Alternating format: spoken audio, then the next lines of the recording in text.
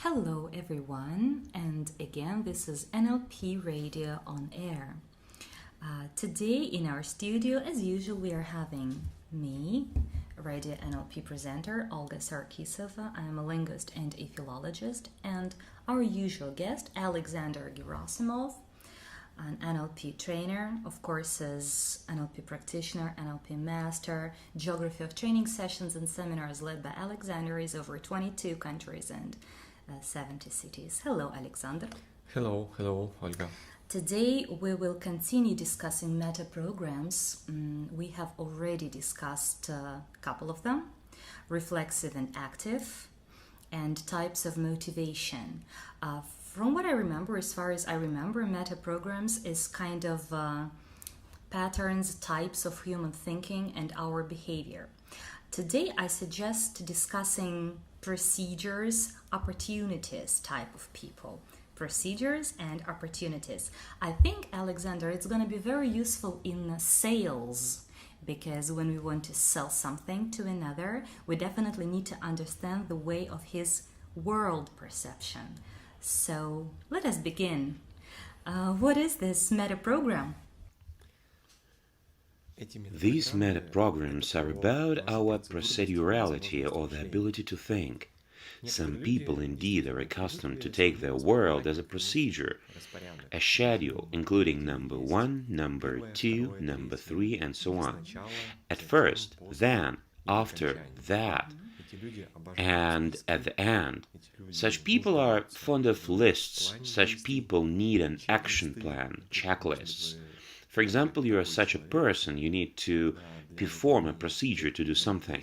Well, the simplest example, some people need a recipe to cook something, while other people use their creative fantasy.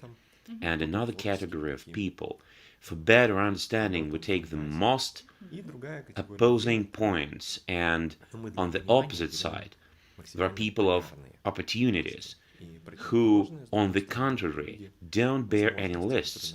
They have no limits. They have no any rules, procedures. It is an absolutely creative approach. Their mottos sound like, "Let us wade into it, and then we'll decide what to do next.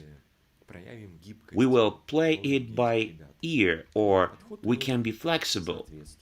And they take a corresponding approach if they need to do something, to achieve something, to do something. Such people just start doing it. And their opportunistic approach, of course, it has both strong and weak sides, which is true for procedural people as well. Definitely. So from what you said, we may associate procedures type of people with regime and plans, if we take generally, and opportunistic type with the flexibility, right? I see. Alexander, I have already asked this question, but I will ask once again. Is it more inborn, something we are born with, or something that could be developed throughout our life under the circumstances of different factors? Но я сторонник все-таки, что при рождении... I tend to believe that surely we have certain inborn inherited traits, but of course to a great extent we have acquired characteristics which we're gaining while we're being brought up and during our socialization. For example, we can easily imagine a child born in a military family and another child born in a creative family. And when such a kid is set to do their home exercises, their parents say, "Approve of yourself, be creative," something like that. And a military family having a certain schedule where each process begins at a certain time, surely the environment does influence. Actually, an infant is a very creative person. They are infinitely opportunistic. Take a look at a 3, 5, or 7-year-old kid who hasn't yet joined social institutions which begin to restrain them and to force them to do something. Children are very curious and inquisitive, and it is very difficult to them to be procedural. And gradually, for example, at kindergarten, at school, they have the beginning of classes, duration of classes. When children pack their school bag, they use a checklist, and gradually habits are formed. And yes, people to a certain extent lose their creativity. However, some people are able to retain this ability through their school and college days and to remain creative, while some people have to make certain efforts to become creative. It sounds a bit like an oxymoron, actually, to become creative, to have a force. For me, creativity and force, these are two incompatible things, absolutely. It's interesting what you said. To get effort and force to become creative. Have you seen such examples in life? Я на тренинге таких людей периодически встречаю, которые приходят и требуют, у них требуется. From time to time, I see such people at my trainings. They really have to make efforts to become creative. It is really a paradox when a person needs to contrive something new. They strain themselves. For example, a creativity exercise. Take an ordinary object, a glass or a pen, anything you have at hand, and contrive 20, 50, 100 methods of application of that object different from its standard function. Many people give up at 20, 15, 20 variants. When they try to contrive something else, they become very tense. Recently, a photographer at my training used to offer 2 or 3 variants at once, as he had an infinite number of variants. Yeah, okay. Right. I believe depending on the meta program, whether it is a procedure type of person or opportunistic type, when we want to sell them something, we definitely base on their way of thinking.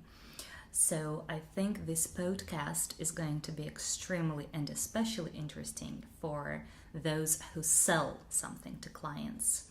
So let's try to look from this prism at this point. People of procedures, schemes, plans, you said. Can we say that people of procedures can be more often afraid, that they are very careful, and people of opportunities are fearless? They have no limits, no boundaries, and we should base on that while trying to sell them something. Basically, if we are talking about fears of a procedural person, primarily it's chaos, uncontrollable chaos. Such person considers the lack of schedule as madness.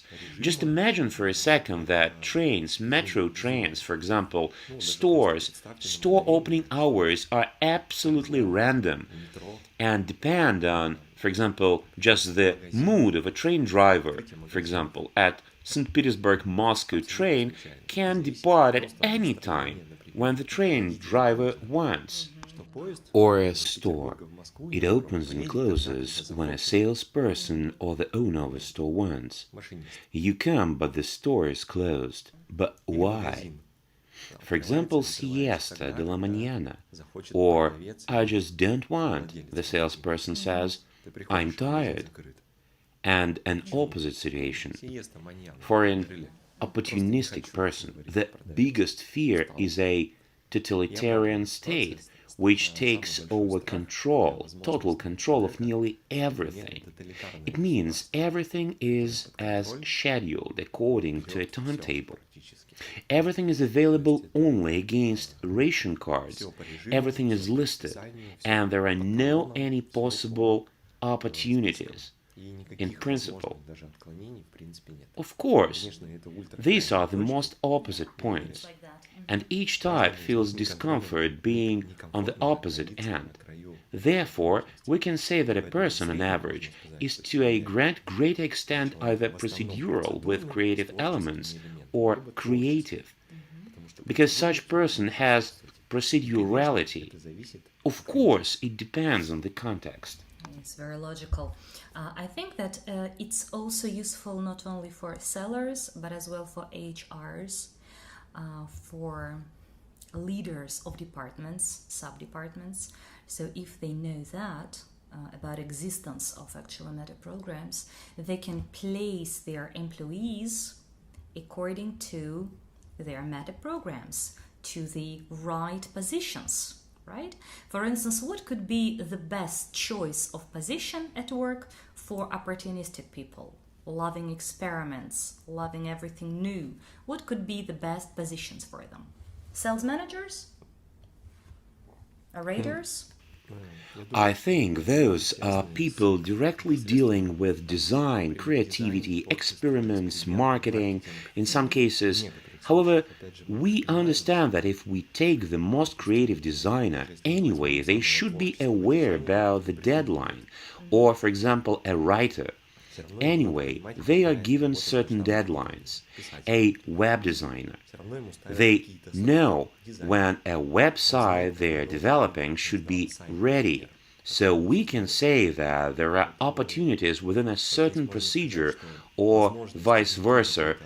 There is a procedure and a huge amount of opportunities. For example, a sales manager who has a script, a checklist, who comes precisely as scheduled. However, it is impossible to get covered everything.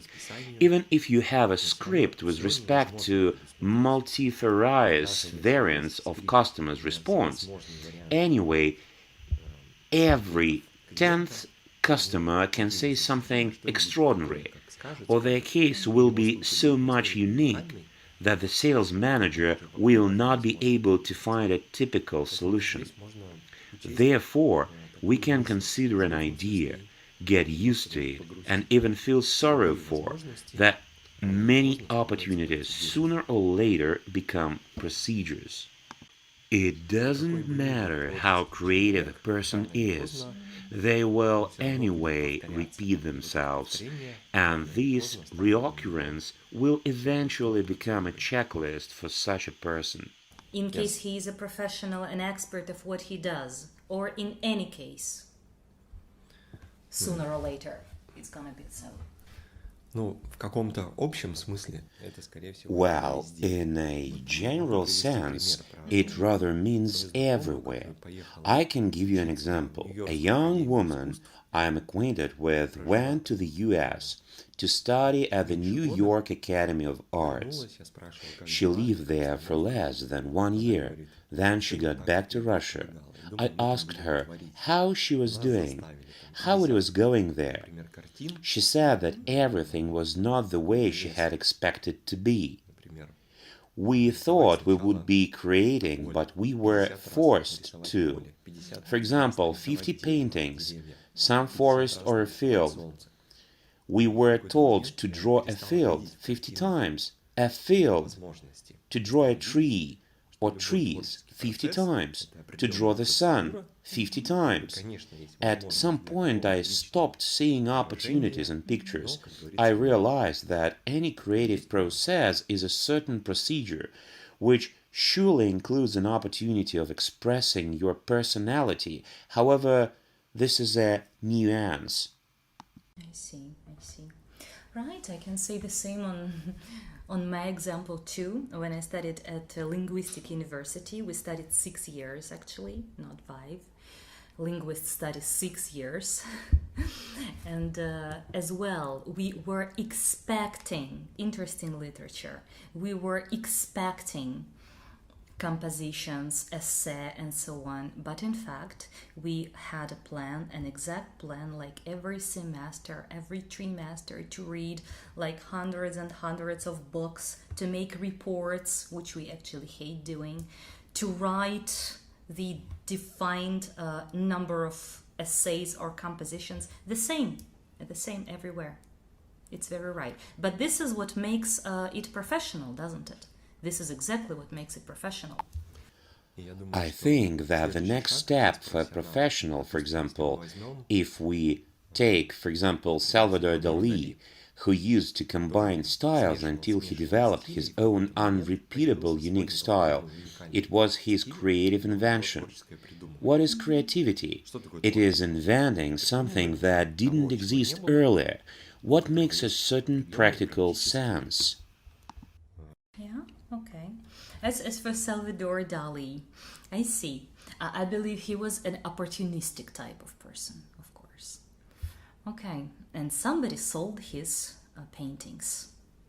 Now, Alexander, how to identify people with this or that type of thinking? How do we see them? How do we guess immediately what type of person is in front of us? Could you give a few instruments or tools? First of all, we can pay attention to the clothes they wear. The clothes of an opportunistic person will very much differ from the clothes of a procedural person. For an opportunistic person, dressing is an act of creativity, combining the uncombinable, intertwining the unintertwinable, while a procedural person rather wears a suit having, for example, a row of buttons, adheres to a certain dress code, certain rules.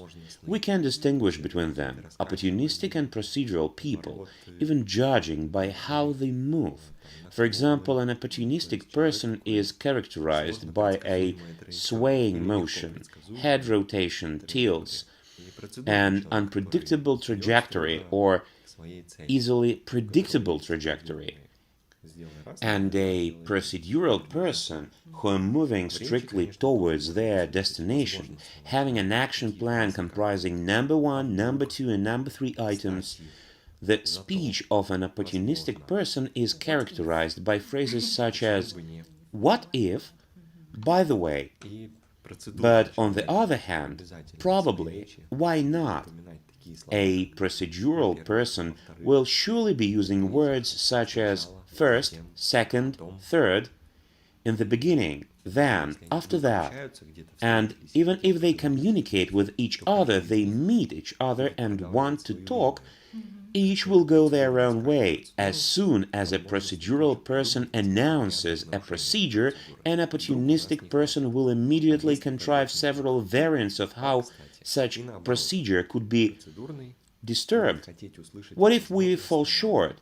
What if it goes wrong? By the way, and vice versa.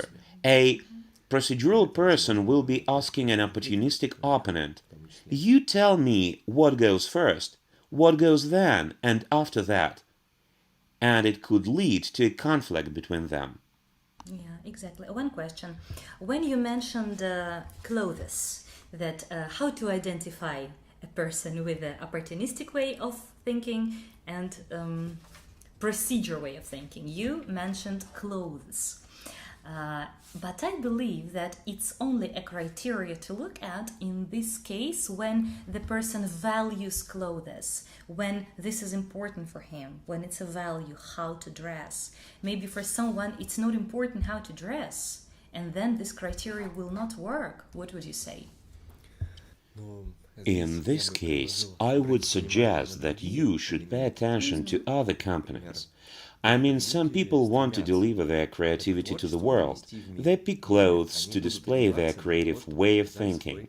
For example, a girl may supplement her outfit with, let it be a brush or some fashion items that would deflect people's attention, and that won't be straight lines, distinct angles, and transitions.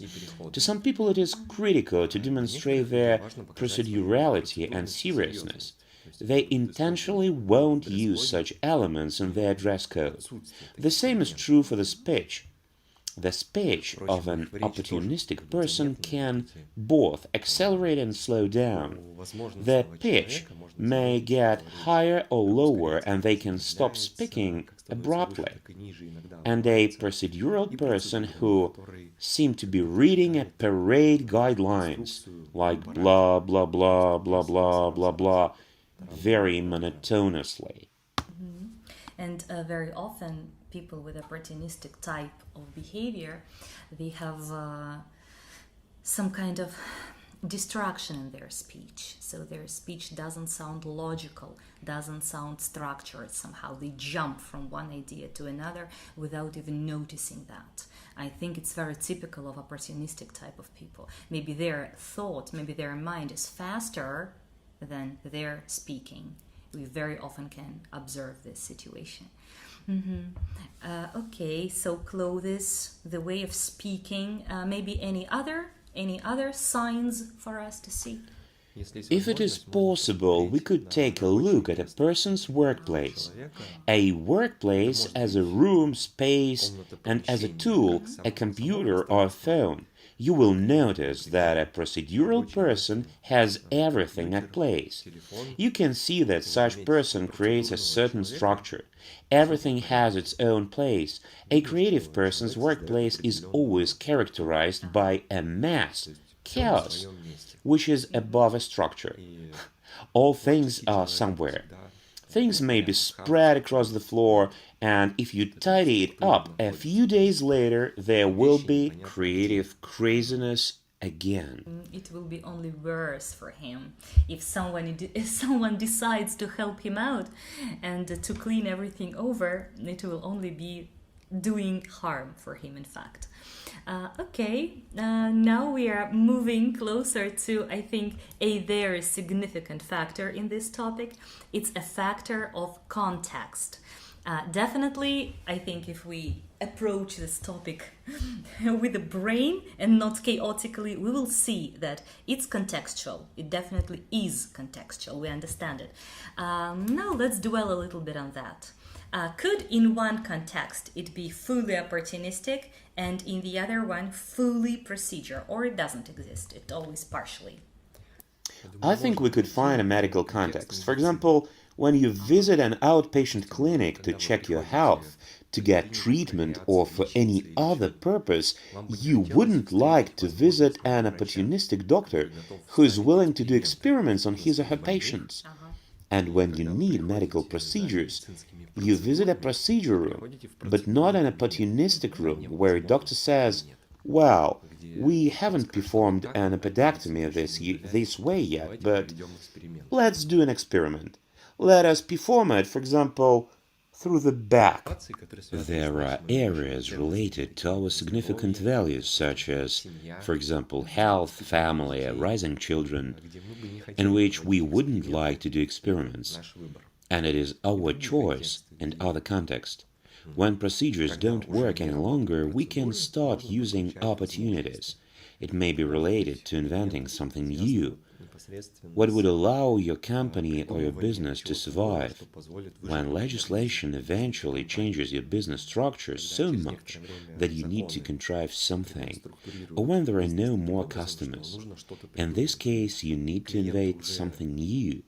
Various brainstorms are exactly processes of inventing something based on previous procedures' limits. Okay, let me specify a little the question. Let's take one person. One person. It definitely is possible that in one context he's fully opportunistic and in the other is fully procedure, right? It's possible. Yes, I can easily imagine a person who is, for example, a military man and who then travels to Turkey or goes fishing or something like that just to relax, because the context requires lots of attention and efforts, and he needs relaxation. As a proverb says, if you work sitting, you should take a rest standing. If you work in the field of procedures, you should have a rest at the area of opportunities. If you work in the field of opportunities, you should have a rest in the area of procedures. It will be kind of compensation for a person. It will also allow for training his or her attention. It's a great approach. As it could be useful in the future, I can imagine a military man living in tough procedures for 20, 30 years. It may be, on the one hand, limiting. On the other hand, how should he take a rest then? So they take a rest exactly through such alteration. Reload. Okay. It's I think to work in one regime, to have a rest in the other, it's a very conscientious approach. People, those who are very well aware, they can signify it and they can regulate it, how to relax and how to work and which context to use.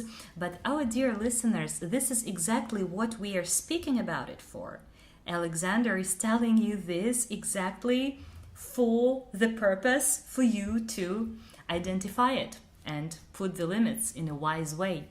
Okay, I think that for now it's quite clear. If there is nothing else which you would like to add, I think we could move on probably to the next podcast and to the next topic. What would you say? Alexander, probably some tips or advice for our listeners on that topic. I suggest that our listeners should write in their comments in which contexts they are to a great extent procedural and in which opportunistic. Probably it will allow you to recognize all your peculiarities and in some cases to strengthen a certain context due to a procedure or your opportunities.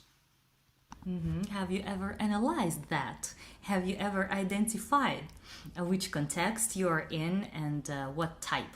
I think that this podcast, this Alexander's performance today, has made you more aware. So please write below in the commentaries. We are expecting likes and reposts are also welcome. And we hear each other in the next podcast. Bye! Bye, thank you.